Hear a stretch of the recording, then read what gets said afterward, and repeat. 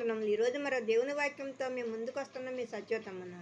యెషయా గ్రంథము 33వ అధ్యాయము 15 నుండి 22వ వచనం వరకు.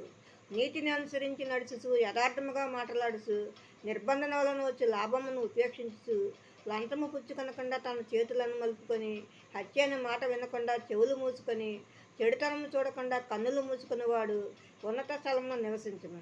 పర్వతములలోని శిలలు అతనికి కోటయగును. తప్పక అతనికి ఆహారము దొరుకును. అతని నీళ్లు అతనికి శాశ్వతముగా ఉండును. అలంకరింపబడిన రాజును నీవు కన్నులారా చూచెదవు. బహు దూరమునకు వ్యాపించుతున్న దేశము నీకు కనబడును. నీ హృదయము భయంకరమైన వాటిని బట్టి ధ్యానించును. జనసంఖ్య వ్రాయువాడు ఎక్కడ ఉన్నాడు? చూసేవాడు ఎక్కడ ఉన్నాడు? గురుజులను లెక్కించేవాడు ఎక్కడ ఉన్నాడు? నాగరికం లేని ఆ జనమును, గ్రహింపలేని గంభీర భాషయు, నీకు తెలియని అన్య భాషయు పలుకు ఆ జనమును నీవు ఇకను చూడవు. ఉత్సవకాలంలో మనము కూడుకొనుచున్న సియోను పట్టణమును చూడము. నిమ్మళమైన కాపురముగాను తీయబడని గుడారముగాను నీ కన్నులు యెరూషలేమును చూసును.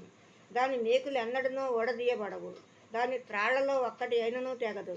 అతడు యెహోవా ప్రభావము గలవాడై మన పక్షమున నుండును. అది విశాలమైన నదులను కాలువలను ఉన్న స్థలముగా ఉండును. అందులో తెడ్లవాడ ఏదియూ నడవదు. గొప్ప వాడ అక్కడికి రాదు. యెహోవా మనకు న్యాయాధిపతి. యెహోవా మన శాసనకర్త. యెహోవా మన రాజు. ఆయన మనలను రక్షించును. ఆమేన్.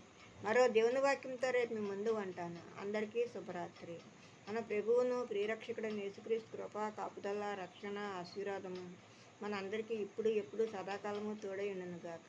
ఆమేన్, ఆమేన్, ఆమేన్.